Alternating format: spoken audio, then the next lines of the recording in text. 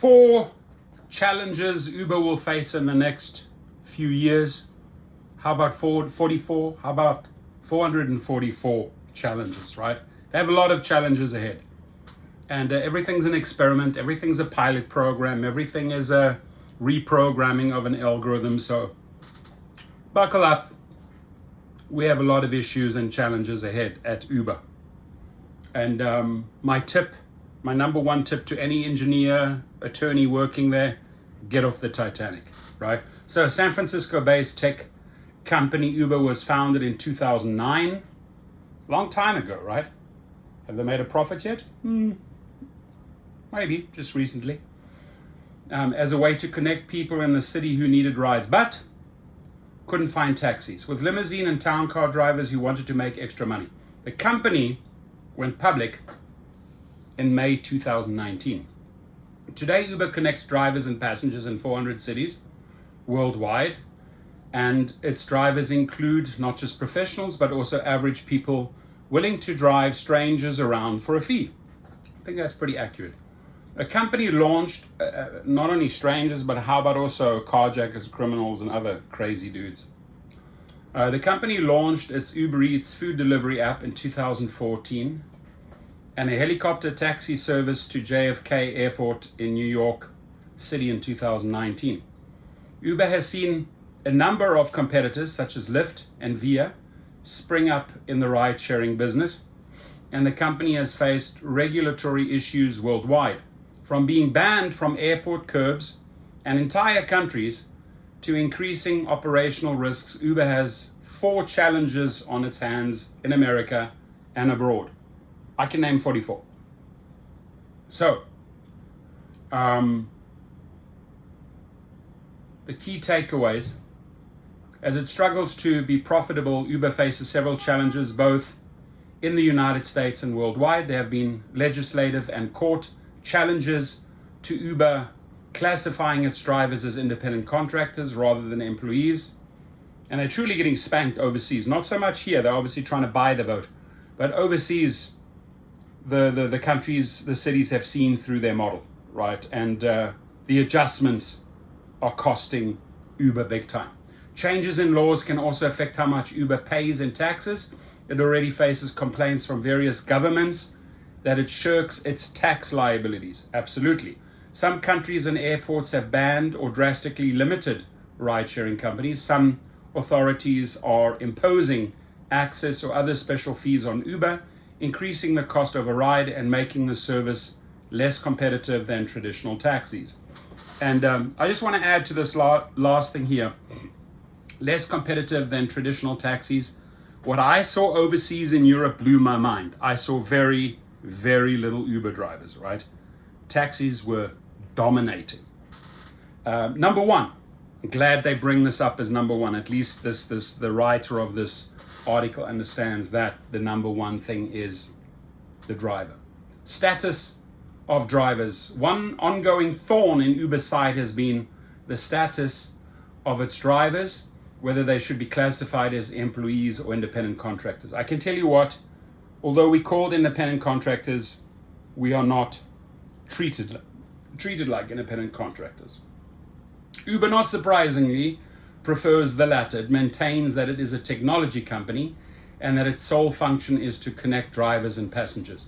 This works out well for the company. It can start operating in new markets easily and doesn't need to concern itself with employee laws and the related responsibilities and obligations. Without an employer-employee relationship, Uber isn't obliged to pay social security taxes, unemployment insurance, or worker compensation, and it's not required to reimburse drivers for mileage. Drivers welcome the flexibility and freedom that comes with not being an employee, or so Uber claims. Uber drivers can work when they want, for as many hours as they want, and they can quit anytime. That is true. What is also true is that the drivers are driving even more hours to make up the deficits. That may be so, but other Uber drivers are upset about being treated as independent contractors, their working conditions, and the earnings that effectively often amount to less than minimum wage. Uber has settled major class action lawsuits launched by drivers in Massachusetts and California and many states to follow. Important. In 2021, with the lifting of pandemic restrictions, Uber has had problems in getting enough cars on the road to meet newly increased demand.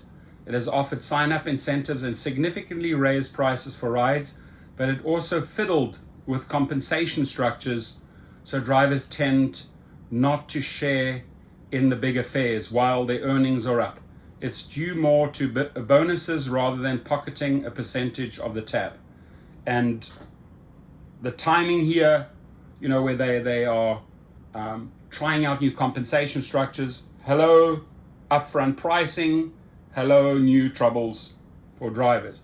California challenges. Uber has also faced legislative challenges on the issue in California, which with its population of 39 million is a huge market for the company, not to mention its home and the site of its first ride. In 2019, the California Senate passed Assembly Bill 5, a rule that would have required Uber, Lyft, and other ride-sharing companies to treat workers as employees rather than independent contractors. Uber's top attorney said in response that the company would not begin treating drivers as employees despite the legislation. Tony West doesn't stick to the law. It also launched a campaign to undo it, along with Lyft and other on-demand delivery companies. On November the 3rd, 2020, Uber-backed Proposition 22 was introduced on the ballot in California, which defined app-based transportation and delivery drivers as independent contractors, overriding Assembly Bill 5. The voters approved it. Uber CEO Dara Khosrowshahi said the company will more loudly advocate for laws like Prop 22 and work with governments across the United States and the world to make this a reality. Good luck, Dara, on that one. So round two to the ride-sharing firm, but the saga continues. On August 20, 2021, Alameda County Superior Court Judge Frank Rush ruled that two sections of Proposition 22 were unconstitutional and that the measure as a whole was unenforceable. Uber and Lyft announced they would appeal. Prop 22 remains in effect while its ultimate fate remains uncertain. Still, drivers in other states may likely wage their own court battles against the company, and Uber has to consider the PR angle to all of this. It's costly, by the way, right? The impression that a high-profile billion-dollar company exploits workers doesn't play well in the court of public opinion, and it is our job to connect with the public opinion. Remember, ladies and gentlemen, you have so many social media channels where you can repost these stories.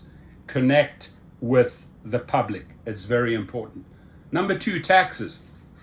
Related to the employer-employee relationship between Uber and its workers are tax issues. If Uber loses its status as a technology company, a mere go-between linking riders and drivers, and instead is classified as a livery company, governments can argue that the entire ride payment is revenue for Uber and subject to city and state taxes. Uber already faces complaints from various governments that it shirks its tax liabilities onto its drivers, and that the drivers are often non-compliant about paying their taxes. More tax legislation could exacerbate the problem and will also mean either an increase in ride fares or the end of Uber operations in that particular city or state. The risk of being an Uber driver. Aside from non-compliance with taxes, Uber drivers face incredible risk when working in cities or counties that have banned the company. In various countries, Uber is outright forbidden. In others, there's a call for regulation in the industry for the governments to declare the car sharing app illegal. Aside from government intervention, airport authorities have been cracking down on Uber drivers. The authorities have begun charging Uber drivers access fees to drop off and pick up customers at the airport. The access fees increase the cost of the ride for consumers, making the service less competitive when compared to traditional taxis. And the risk of being an Uber driver just adds safety to the mix, right? The fact that they don't care about the safety of drivers. Like I said, I can come up with 44. Easy. If you guys want me to make a video, leave a comment below. I will come up with 44 challenges. Number 4, international expansion comes with risks. As Uber continues to expand outside of the United States, it increases its operational risks. In Asia, for example, the ratio of taxis to the population is higher than in America. Because of this, there is more competition between Uber drivers and traditional taxis. Good luck getting your foot in the door in Asia. They didn't succeed. They sold their subsidiaries to Didi and basically exited that market. I doubt they're going to make a second attempt to go into more Asian markets, but we shall see. Furthermore, taxi services in Asia is fast, clean, cheap, and in some countries can be paid for via NFC cell phones using apps such as Alipay, and negating Uber's competitive advantage of being able to pay for a ride with its app. The number of countries with Uber drivers as of January 2021 with more reliable and cheaper services than in the United States, it seems unlikely that there is a strong market for Uber abroad. As the technology company expands and is met with governmental opposition and protest, it will find it harder to get drivers to compete against established taxi companies. And where overseas drivers are doing a great job, they are at least working and fighting together for better conditions. Here in the United States, I've got to say, we're very fractured, we're very divided. We are not standing together to achieve our goals. They're doing a far, far better job in countries like in European countries, in India, in Africa, etc. The bottom line, Uber is a company that disrupted the transportation system.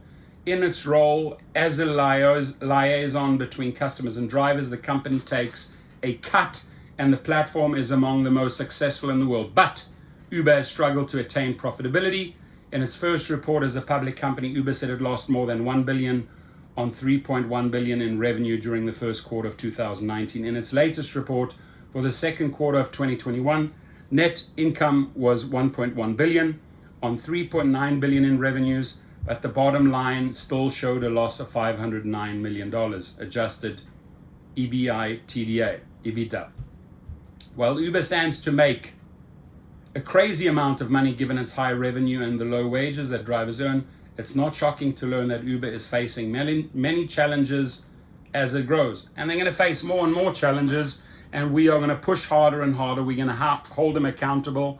And our challenges, the challenges that us drivers have, right? The challenges to earn more money, the challenges to get better safety, the challenges to get a voice at the table, right? You can add all those challenges because we are not relinquishing our power. We're coming for you. So those 4 challenges, believe me when I tell you they're 44, maybe even 444 challenges ahead. That would be a cool another video. Now, do write down briefly what challenges you think the companies will face in the next few years. You know, I'd love to hear your input. I always appreciate your input and suggestions. And I'm excited to read them. Be safe out there. Have a great day. And find ways to make money, my friends. Be safe.